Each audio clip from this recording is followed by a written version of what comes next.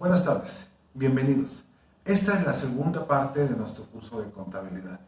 Espero que te sea agradable y yo pueda darme a entender muy bien sobre los temas que vamos a tratar.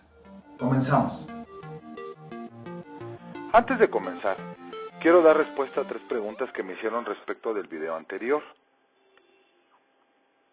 ¿Por qué debo usar las cuentas contables que ya están establecidas?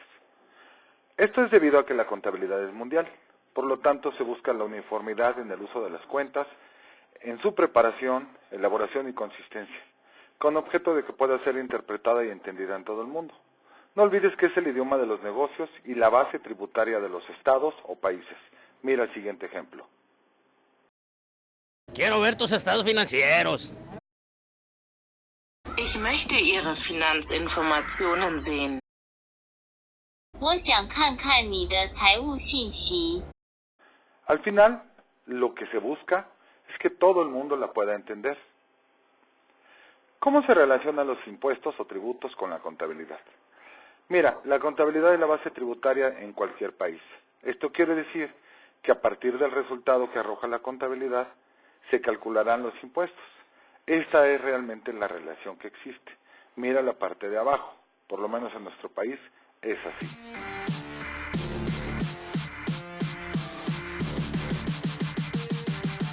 El Estado utiliza la contabilidad de 2 maneras. Primero, la realiza para controlar y tomar decisiones más adecuadas para poder administrar sus bienes, recursos y obligaciones. Y la segunda parte es que el Estado ha creado toda una legislación de cómo los contribuyentes deben pagar los impuestos y con esto contribuir con el desarrollo económico y social del Estado. Me confunden los términos como el debe y el haber porque pienso que debe es una deuda, como cuando dicen cuánto debo o él cuánto debe, y en el caso del haber, cuánto producto debería haber. Esto me hace pensar en existencias de mi producto. Bueno, mira, tienes toda la razón. Esto nos ocurre a todos cuando estamos aprendiendo contabilidad. Sin embargo, te comento que una vez que dominas la técnica, esas confusiones desaparecen totalmente, como lo vimos en el video anterior. Ahora vamos a ver el siguiente ejemplo con palabras más actuales para tratar de ejemplificar las cosas.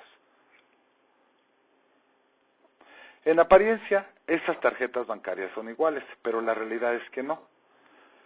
Una es de débito. Las tarjetas de débito contienen tu dinero. La tienes depositado en algún banco, pero es tuyo.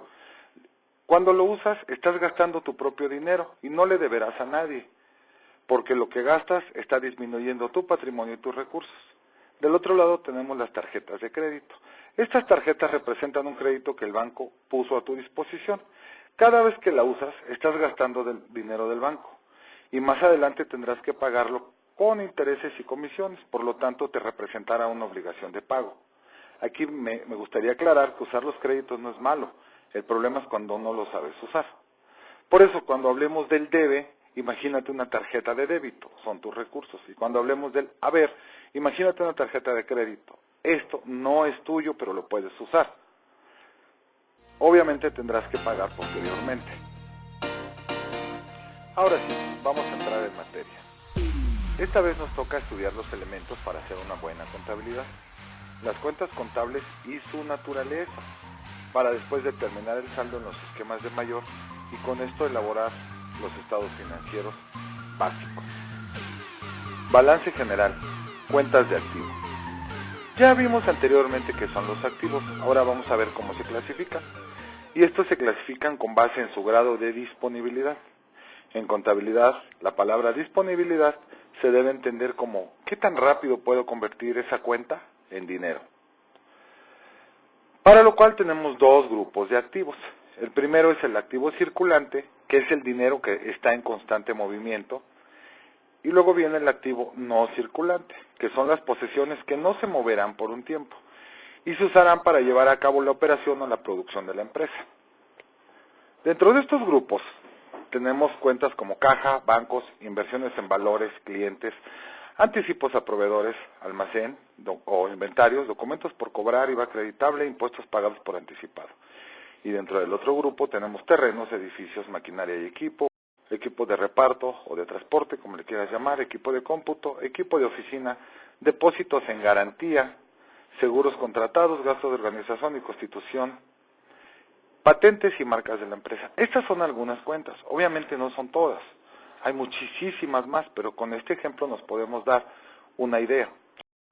Fíjate que del lado derecho de cada cuenta existe una descripción muy sencilla, que es como un ejemplo para que veas qué es lo que registramos en cada una de esas cuentas. En el caso, por ejemplo, de las inversiones en valores, en el capítulo de contabilidad avanzada veremos más específicamente este tipo de inversiones. Y en el caso de IVA acreditable y de los impuestos pagados por anticipado, cuando veamos el capítulo de impuestos, lo veremos con más detalle. Del otro lado podemos ver una cuenta que se llama patentes y marcas de la empresa. Eso a veces les cuesta un poco de trabajo, pero son las marcas que la empresa registra a su favor y que le pertenecen. Como el caso de las marcas Ford, Coca-Cola, Bimbo, que seguramente las tienen registradas dentro de estados financieros. Ahora vamos a pasar a ver qué es la naturaleza. Todas las cuentas tienen una naturaleza. En este caso, las cuentas de activo son de naturaleza deudora. Todas. Recuerda que en contabilidad la palabra deudora proviene del debe.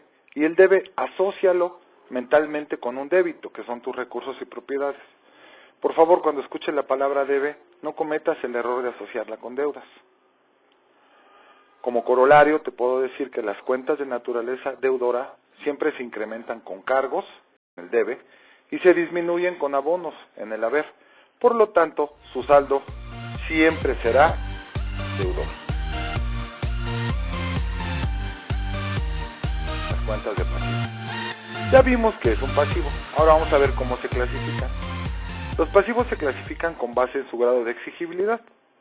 Esta palabra proviene de exigir, que es algo así como requerir o solicitar algo a lo que se tiene derecho. Dentro del pasivo también tenemos grupos de cuentas, unos a corto plazo y otros a largo plazo. Los pasivos a corto plazo son aquellos que debemos de pagar antes de los 12 meses, mientras que los pasivos de largo plazo son las deudas o compromisos que van más allá de 12 meses.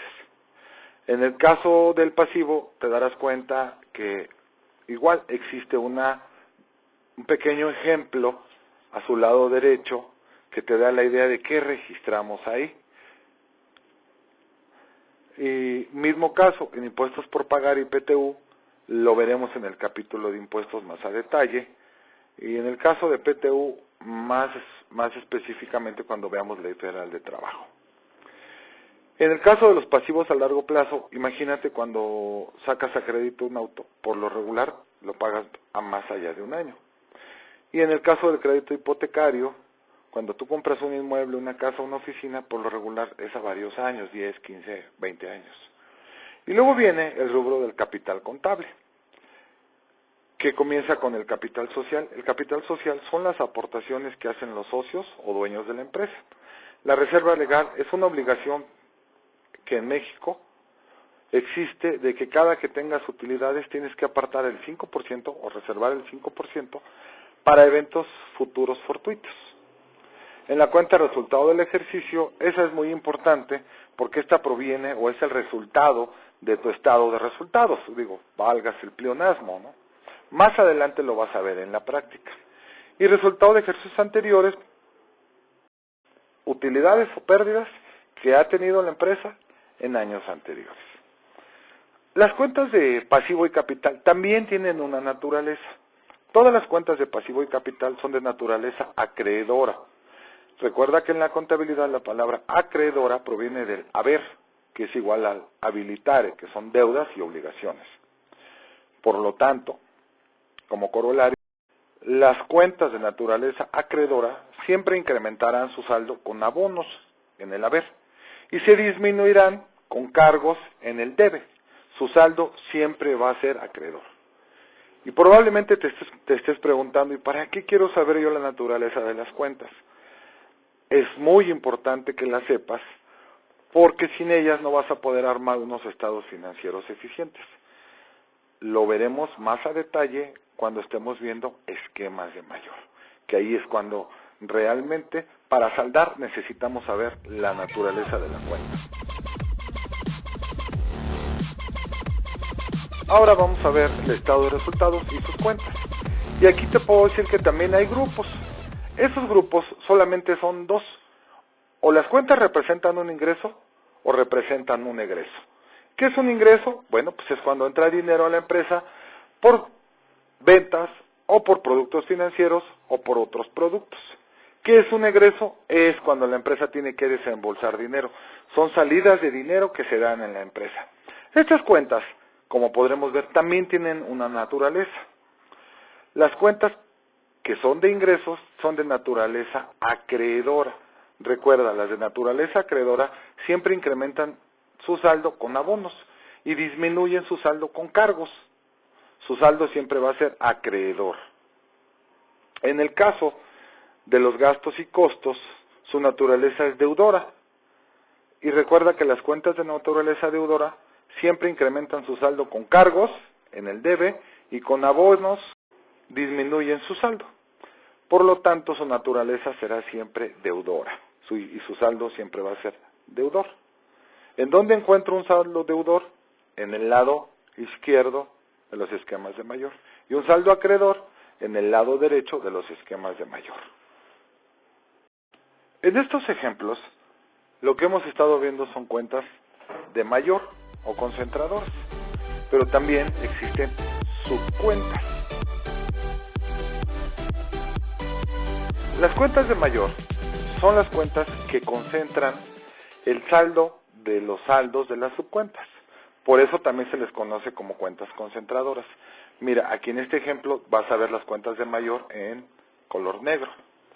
¿Qué es una subcuenta entonces? Bueno, es una cuenta que nos permite controlar a detalle las operaciones y constituye el manejo eficiente de los saldos. Estas cuentas siempre deberán formar parte de una cuenta de mayor o concentradora. También a las subcuentas se les conoce como cuentas de detalle, porque obviamente nos dan el detalle.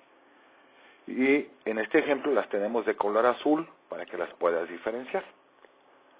Y aquí surge una pregunta. ¿Una subcuenta puede a su vez tener subcuentas o ser concentradora? Sí. Y en este caso a esas subcuentas resultantes se les llamará subcuentas. Aquí lo importante es que veas que la cuenta de mayor concentra el saldo de las cuentas de detalle. Fíjate en el caso de bancos. La cuenta de mayor recibe la suma de Bancomer, Banamex y Banorte haciendo un gran total. En el caso de clientes recibe los saldos de Casa Linares, Micaela, Transportes Chema y Felipe Villanueva y concentra en cuánto nos debe un cliente. Y a su vez, la cuenta de Transportes Chema, siendo una subcuenta, tiene subcuentas. Aquí en este caso tiene sucursal Ciudad de México y sucursal Guanajuato. ¿Por qué? Porque imagínate que a ti te pregunten, ¿cuánto nos debe Transportes Chema? Ah, pues nos debe 50,000 pesos. Pero ¿cuánto nos debe exactamente la sucursal de Ciudad de México o la sucursal de Guanajuato? Para eso son las subcuentas y las subcuentas. Para ver esto más a detalle necesitamos ver qué es un catálogo de cuentas. El catálogo de cuentas, o también conocido como guía contabilizadora, es el documento que contiene todas las cuentas de la empresa o que utiliza la empresa.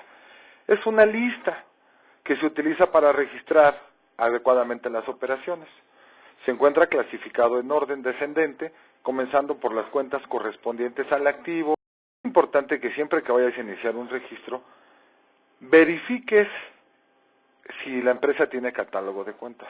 Y de preferencia, si ya trabajas ahí, preocúpate por conocer a fondo el catálogo de cuentas, porque esa es la clave para que tú sepas contabilizar muy bien. Este documento tiene el objetivo de crear uniformidad en los registros, al usar las cuentas autorizadas por el contador general. Nadie puede dar de alta cuentas nuevas sin una justificación, y con esto evitamos que se dupliquen las cuentas y que tengamos un verdadero pozole en la contabilidad. Mira el siguiente ejemplo. Este es un catálogo de cuentas muy real. Aquí también te marqué las cuentas de mayor en negro y las subcuentas en azul, para que las puedas identificar. Y la misma pregunta, ¿una subcuenta puede tener a su vez subcuentas o ser una concentradora? Sí, en este caso, velo en el lado de clientes. Pero en todo el catálogo de cuentas, si te fijas bien, vas a observar que se repite eso. Entonces, acuérdate, comenzamos con los activos, los circulantes, luego vienen los no circulantes, luego vendrá el pasivo, que comienza con los proveedores, acreedores diversos, documentos por pagar, impuestos por pagar, o capital contable, comenzando exactamente por la cuenta de capital social, que son las aportaciones que hacen los socios, ventas, que ya son cuentas de resultados, luego vendrá el costo de ventas, y aquí, fíjate muy bien que la mayoría de las cuentas están concentradas en los gastos de operación, gastos generales, como tú le quieras llamar, y viene una serie de cuentas, y aquí se da otra vez el fenómeno de las subcuentas. Fíjate, por ejemplo, que la cuenta 6000-001 tiene varias subcuentas. Aquí le podríamos llamar, esa cuenta 6000-001 tiene varias hijas, la 00101, 00102, pero fíjate que la numeración, la segunda numeración siempre coincide y la que va variando es la última. Y así te das cuenta que es una subcuenta. Hasta llegar por último a lo que es los impuestos a la utilidad, que son y el ISR y el PTU. Y aquí tenemos otra vez las cuentas de orden. En nuestro siguiente curso de contabilidad las abordaremos más ampliamente.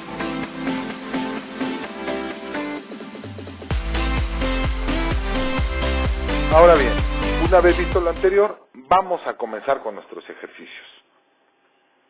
En primer lugar, aquí tenemos a Jabones el Bonito, o sea, ADCB, y tenemos 9 asientos numerados de manera cronológica y por fechas consecutivas. Aquí se pide que registremos en libro diario las operaciones, después hagamos el pase al mayor y elaboremos el balance general y el estado de resultados.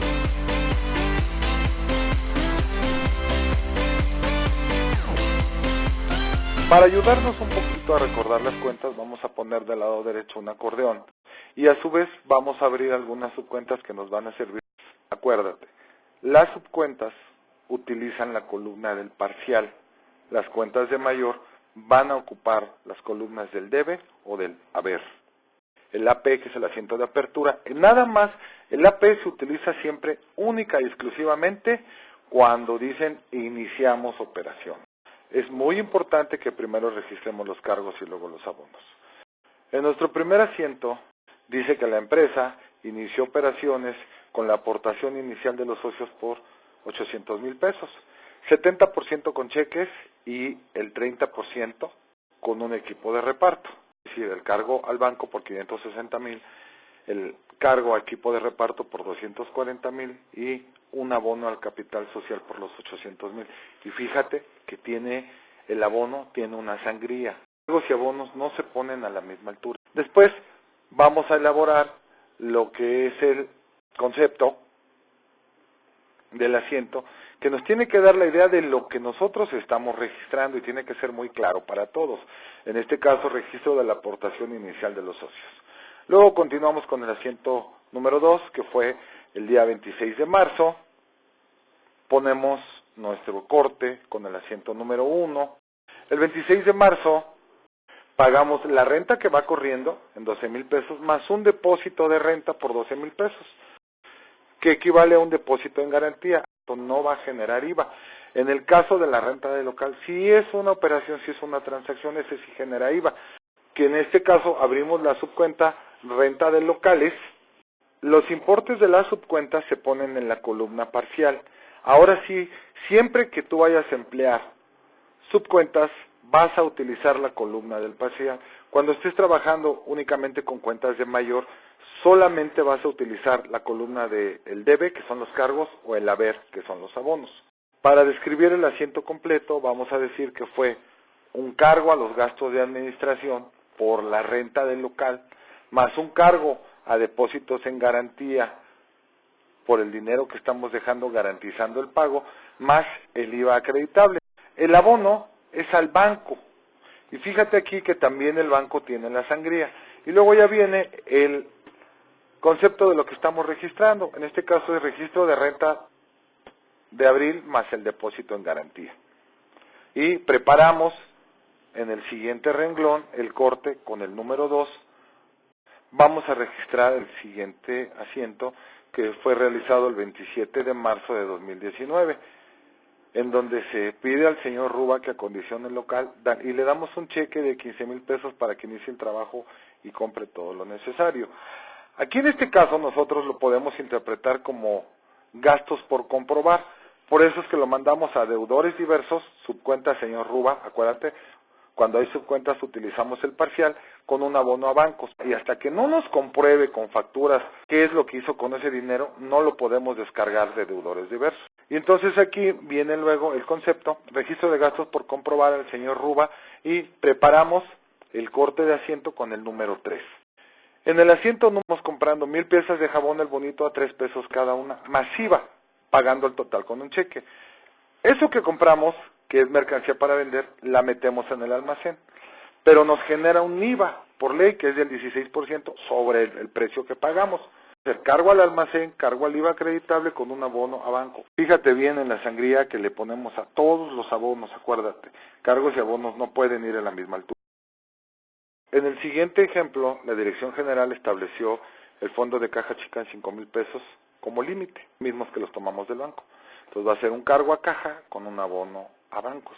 Aquí, como estamos usando cuentas de mayor, no tenemos una subcuenta, por lo tanto no utilizamos el parcial. Y ve cómo queda nuestro asiento y preparamos el siguiente asiento. El día 29 de marzo, el señor Ruba nos hace entrega de 2 facturas. Una de pinturas Colmin y la otra de comercializadora La Araña por concepto de materiales diversos. En ambos casos, estos materiales se ocuparon para el mantenimiento del local, para pintarlo, ponerlo listo para empezar a operar. Por lo tanto, nosotros lo llevamos a gastos de administración y lo registramos en mantenimiento de locales. Aquí tenemos que usar la subcuenta que ya está establecida, mantenimiento de locales en gastos de administración, y sí utilizamos la columna del parcial. Solamente que aquí hay un detalle, ambas facturas ya tienen el IVA incluido. Entonces aquí lo primero que hay que hacer para poderlo registrar adecuadamente es separar el importe del IVA. Como ya está incluido, lo que tenemos que hacer es dividir el importe total de ambas facturas entre el 1.16 y con eso extraemos el importe. Lo que nos resulta va a ser el importe. Ahora, a ese importe hay que calcularle el IVA del 16% y van a ser 1,634.48. Si tú sumas ambas cantidades, 10,215.52 más 1,634.48, te vas a dar cuenta que son los 11,850 pesos del total de ambas facturas. No lo estás pagando directamente del banco. Ese dinero ya se lo habías dado como gastos por comprobar al señor Ruba. Ahora lo que tienes que hacer es que como ya te los está comprobando, tienes que descargarlo de su cuenta de deudores diversos para que el saldo se vaya reduciendo y únicamente tengamos registrado lo que el señor Ruba efectivamente nos debe. El 30 de marzo vendemos 600 piezas de jabón bonito en 6.20 cada uno, con el IVA ya incluido. Nos pagan el 50% con un cheque y por el resto le otorgamos crédito al señor Jaime Sanz. Bueno, nuestro primer cargo va a ser un cargo a banco por el 50% de la operación, que en este caso son 1,860, más un cargo a clientes, subcuenta señor Jaime Sanz, por 1,860, porque nos pagó el 50% con un cheque, el otro 50% le corresponde a una deuda. Y por otro lado vamos a registrar la venta. Un abono a la cuenta de ventas por 3,206.90 ya fue desglosado del IVA. Luego viene el registro del IVA trasladado. 50% con un cheque y 50% con un crédito, hay que separarlo por subcuentas. IVA cobrado por cobrar. Y así queda nuestra primera parte del asiento, y ahorita vas a ver por qué es la primera parte. Y luego viene el concepto, en este caso yo le pondría por la venta de jabones a crédito y de contado. Todas las operaciones que son venta, siempre, aunque no te lo digan aquí, tú tienes que registrar el costo de ventas. ¿Y qué es el costo de ventas? El costo de ventas es el reflejo de la salida del almacén de lo que realmente nos costó la mercancía. Una cosa es en lo que yo compro la mercancía y otra cosa en lo que yo la vendo. ya hemos llegado al final de nuestra primera hoja de registros. Los importes de la columna del debe coincidan con los importes de la columna del haber. Fíjate aquí las sumas iguales al final de esta hoja. Ya te fijaste cómo si coinciden, lo cual quiere decir que nuestros registros fueron correctos. Como ya sabemos que vamos a iniciar otra hoja, entonces vamos a llenar en donde dice folio y le vamos a poner 001. Y a la hoja que sigue la vamos a requisitar con el folio 002. Para no estar sumando al final todo, siempre vamos a iniciar con un concepto que dice viene del folio número, en este caso sería viene del folio número 1 y jalamos los saldos, que deben de ser exactamente los mismos. Una vez hecho lo anterior, vamos a comenzar donde nos quedamos de registrar el costo de ventas antes de que se nos terminara la hoja. Entonces, ¿cómo determinamos cuál es el costo de ventas? Bueno, cuando nosotros compramos las piezas de jabón, cada una nos costó 3 pesos. Acuérdate que compramos 1000 de a 3 pesos y gastamos 3000 pesos. Aquí en este caso estamos vendiendo 600. Por mi costo de ventas es de 1800 pesos. ¿Y de dónde salió o de dónde descargo la mercancía? De donde la tengo, que es en el almacén, por 1800 pesos. El concepto será por el registro del costo de ventas. Y ahí termina nuestro asiento. Yo aquí lo hice separado, fíjate que el primero es el 6 y el segundo es el 6A. Siempre que hay una venta, está implícito el costo de ventas. Entonces tienes que registrarlo. 31 de marzo se compran productos de despensa del local por 1,300 pesos en Comercial Norteña S.A. con el IVA incluido y se paga con caja chica. Hay que desglosar la cantidad total, hay que dividirla entre el 1.16 para obtener el importe y después al importe hay que calcularle el IVA de 16%.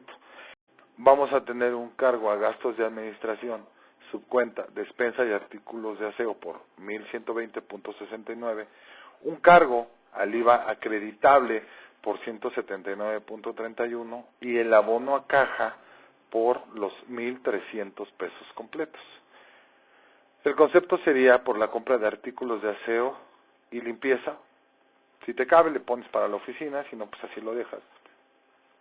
Y preparamos el corte para el siguiente asiento, que también se realizó el día 31 de marzo, que nos dice que se realiza el reembolso de la caja chica, tomando el dinero del banco hasta el límite que autorizó la Dirección General.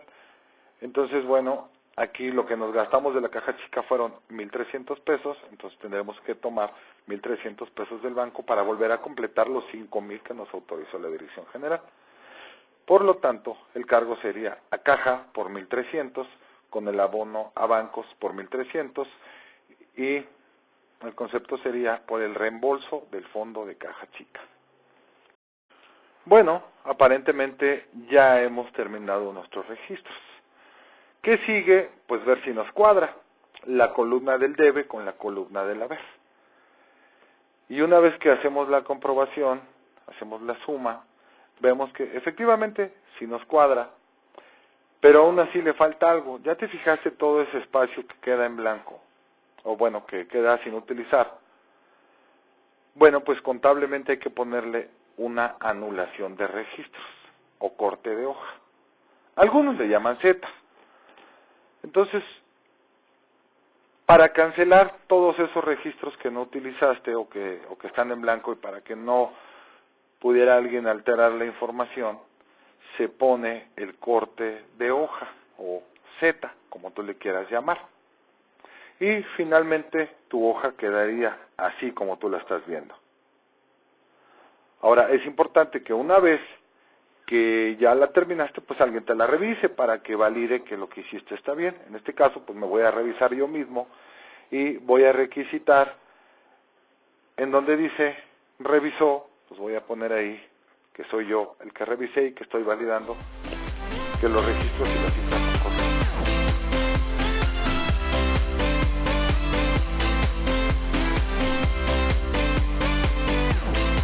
Nuestra siguiente misión va a ser pase al mayor, que quiere decir requisitar o llenar los esquemas de mayor. Los esquemas de mayor en su conjunto le dan origen al libro mayor. Y esto no tiene ninguna dificultad, solamente tienes que abrir en esquemas de mayor las mismas cuentas que utilizaste para el registro del libro diario. Y a su vez pasar las mismas cantidades que empleaste en el registro, tal cual, pásalas a los esquemas de mayor. Para iniciar, vamos a abrir los esquemas de bancos, equipo de reparto y capital social. Y los vamos a requisitar con el AP, que significa apertura. Entonces, AP va a tener un cargo a bancos por 560,000, un cargo al equipo de reparto por 240,000 y el abono a capital social con el AP. Después, en el número 1, vamos a necesitar las cuentas de... Aquí yo le voy a abreviar, le voy a poner GA, renta de locales, que significa gastos de administración, renta de locales. Luego viene la cuenta de depósitos en garantía, la cuenta de IVA acreditable, y la cuenta de bancos ya la tenemos, ya no tenemos que volver a abrirla. Entonces aquí lo que vamos a hacer es utilizar la misma cuenta, pero esta vez en el lado de los abonos, de tal forma que va a quedar en el registro número 1, es un cargo a gastos de administración por 12,000, un cargo a depósitos en garantía por 12,000, un cargo al IVA acreditable por 1,920 y un abono al banco por 25,920 con el 1. Nos vamos con el asiento número 2. En este caso vamos a requerir la cuenta de deudores diversos, subcuenta al señor Ruba, con un abono al banco.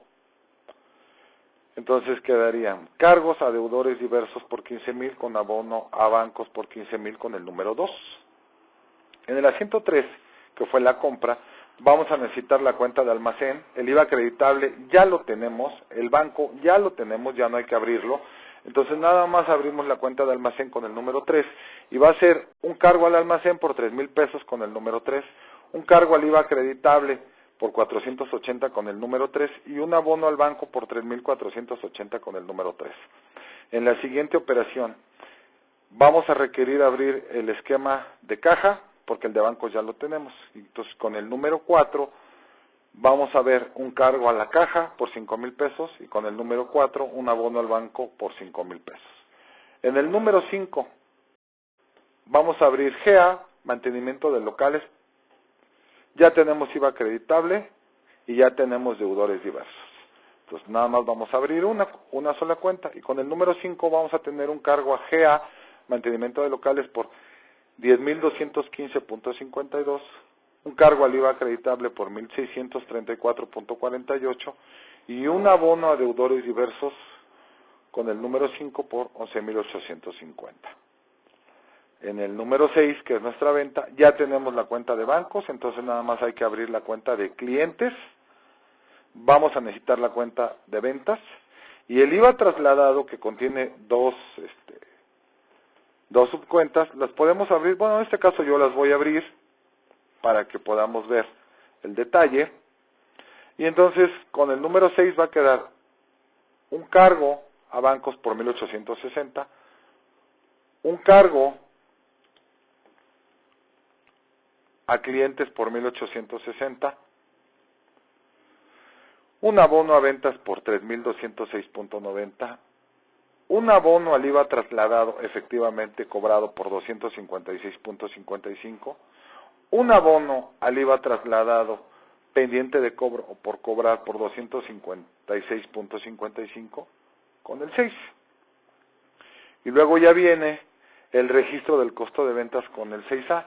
Entonces aquí no tenemos la cuenta del costo de ventas, vamos a abrirla, la que sí tenemos es la de almacén. Y con el 6A vamos a tener un cargo al costo de ventas de 1,800 y vamos a tener un abono al almacén por 1,000 pesos. En estos últimos dos registros voy a guardar silencio para que tú pongas atención en cómo se hace.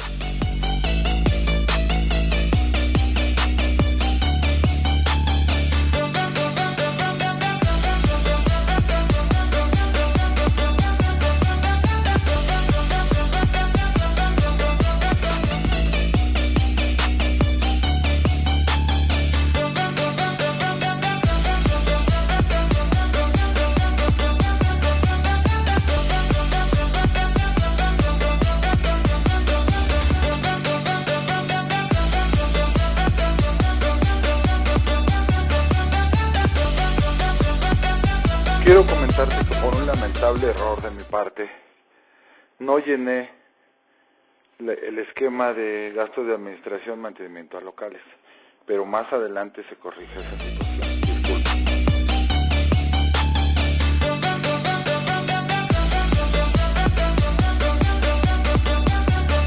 Bueno, en apariencia ya terminamos, pero ya terminamos la primera parte. Ahora viene la segunda parte, que es determinar los saldos de los esquemas de mayor. El primer paso es sumar movimientos deudores y movimientos acreedores. Es decir, sumar el lado izquierdo, sumar el lado derecho de cada uno de los esquemas de mayor.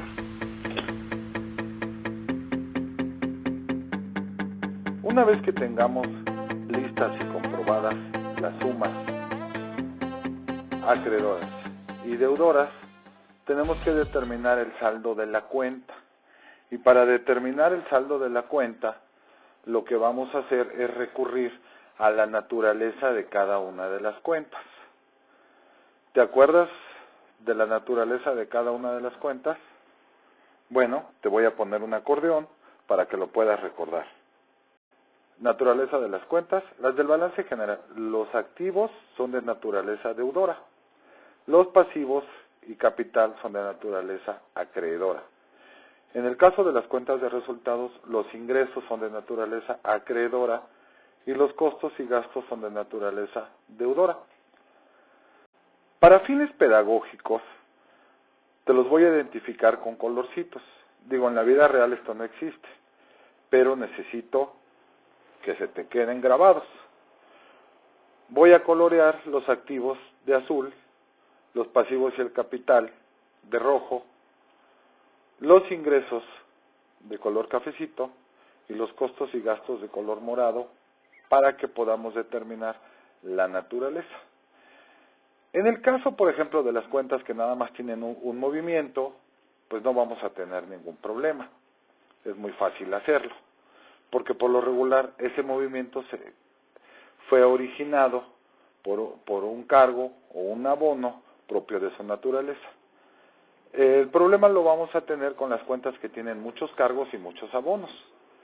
Entonces ahí, por ejemplo, fíjate en el caso de bancos, que tenemos total de movimientos deudores 561.860, total de movimientos acreedores de 50.700.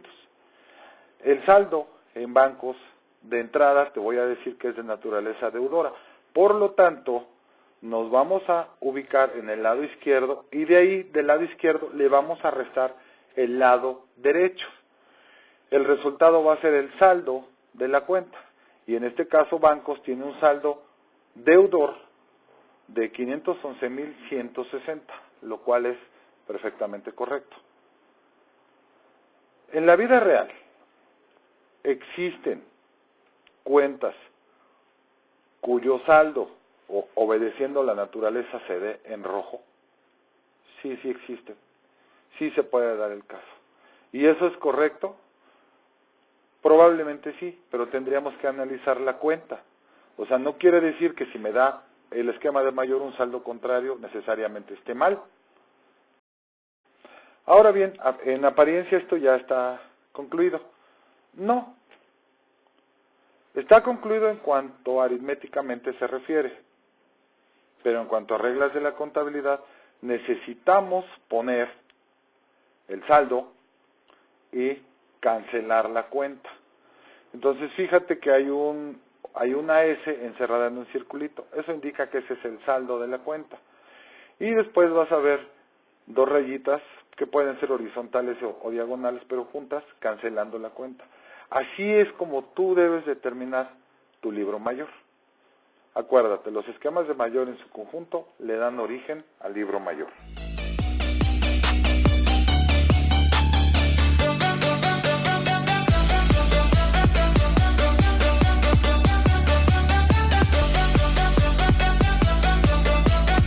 Continuaremos con la balanza de comprobación. La balanza de comprobación es un documento interno y no se considera o no está considerado como un estado financiero. La balanza de comprobación es a una fecha determinada. En este caso dice balanza de comprobación. Te voy a dar los pasos para la elaboración. Primero, deberás registrar las mismas cuentas que utilizaste en el libro mayor, acomodando la cuenta en el mismo orden que tienen en el balance general y en el estado de resultados. En segunda, en las primeras columnas deberás anotar la suma del total de movimientos deudor y acreedor, tal y como aparecen en el esquema de mayor de cada cuenta. Esto es decir, previo o antes del saldo. En la columna número 3 que dice saldos, ahí sí vas a anotar el saldo de cada una de las cuentas. Acuérdate que el saldo nada más es uno. Cada cuenta o cada esquema de mayor solamente tiene un saldo y ese saldo depende de su naturaleza, ya sea la naturaleza deudora o naturaleza acreedora. ¿Ok? Y por último, al final vas a sumar los movimientos y los saldos. Las cifras de los movimientos deben de ser exactamente iguales a las que te arrojó el libro diario. Y las columnas o la columna conjunta de saldos deudor y acreedor es exactamente igual a los saldos que tú traes en los esquemas de mayor. Y tú dirás, me sobra una columna, que es el número de cuenta. No, en este caso porque lo trabajamos sin numeración. Pero por lo regular, aquí vas a poner los números de cuenta que te indica el catálogo de tu empresa. Tú te preguntarás, ¿por qué si la balanza de comprobación no es un estado financiero, por qué tengo que realizarlo? Mira, su objetivo es asegurarse de que los importes totales de los saldos, deudores y acreedores, así como los saldos de las cuentas, se correspondan aritméticamente con los determinados en el libro diario y en el libro mayor respectivamente. Esto nos indicará que cumpliste con la partida doble, por lo tanto está razonablemente correcto. Además, para un contador es muy importante prepararla, debido a que nos proporciona el listado completo de los saldos y las cuentas que debemos utilizar para preparar los estados financieros. Si tú haces bien tu balanza de comprobación, los estados financieros salen en automático. Por último, vamos a ver los estados financieros. Aquí en este caso vamos a empezar siempre con el estado de resultados. Al final de cuentas vas a ver por qué siempre tienes que empezar con el estado de resultados. Y como ya tenemos hecha la balanza de comprobación, lo único que tenemos que hacer es vaciar las cantidades de las cuentas que corresponden a resultados. Y en ese momento nosotros habremos terminado nuestro estado de resultados. Por eso es muy importante tenerlo. También te quiero comentar que el estado de resultados, fíjate en la palabra que está después del nombre estado de resultados, es una palabra en morado y dice periodo. Esa palabra nos indica que el estado de resultados corresponde a un periodo completo. Por lo tanto, al estado de resultados se le llama que es un estado dinámico, porque abarca todo un periodo. Mientras que el balance general es a una fecha determinada. Ojo, vuelvo a repetir. Siempre debes elaborar en primer lugar el estado de resultados. Si tú comienzas elaborando el balance general, al final vas a ver por qué no te va a cuadrar. Al balance general también se le denomina estado de situación financiera de la empresa. Y para comenzar tiene una ecuación. Por regla, el activo va a ser igual a la suma del pasivo más el capital. Pero también se puede despejar. Si lo despejamos diríamos pasivo es igual a activo menos capital. Y si despejamos el capital diríamos capital es igual a activo menos pasivo. Aquí también, como ya hicimos antes la balanza de comprobación, solo nos queda llenar los saldos de las cuentas y vamos a utilizar las mismas cuentas con las que llenamos la balanza de comprobación. Obvio, nada más vas a utilizar las que corresponden al balance general, las de resultados ya las usaste. Por eso es muy importante hacer primero la balanza, luego el estado de resultados y luego viene el balance general. Abajo de balance general dice al y trae una fecha. También te la puse de morado para resaltarla, y eso nos indica que el balance general es un estado financiero estático, porque es a una fecha determinada. Es como una foto que le sacas a la empresa financieramente. En estos momentos, la empresa estaba así, a lo mejor un día después, o un mes después, o 6 meses después se mueve, pero a la fecha en que se preparó el balance general estaba así, por eso se le llama estático. Aquí voy a presentar yo lo que son puras cuentas de mayor. En el caso del IVA trasladado, ya sé que traemos dos cuentas, dos subcuentas. Aquí lo voy a presentar sumado en una sola para abreviar tiempos del video.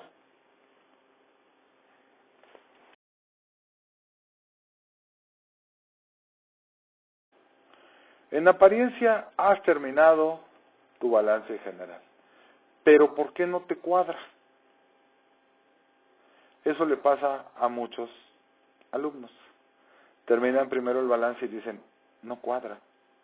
Y se la pasan mucho tiempo, busque y busque y busque porque no cuadra. El secreto está en que primero tienes que hacer el estado de resultados. Perdóname si soy muy insistente, pero a lo largo de muchos años de docencia me he dado cuenta que este es uno de los problemas. Y esa es la cifra que te falta para que te cuadre tu balance general. Es precisamente la cifra final del estado de resultados. En este caso obtuvimos una pérdida de 21.929.31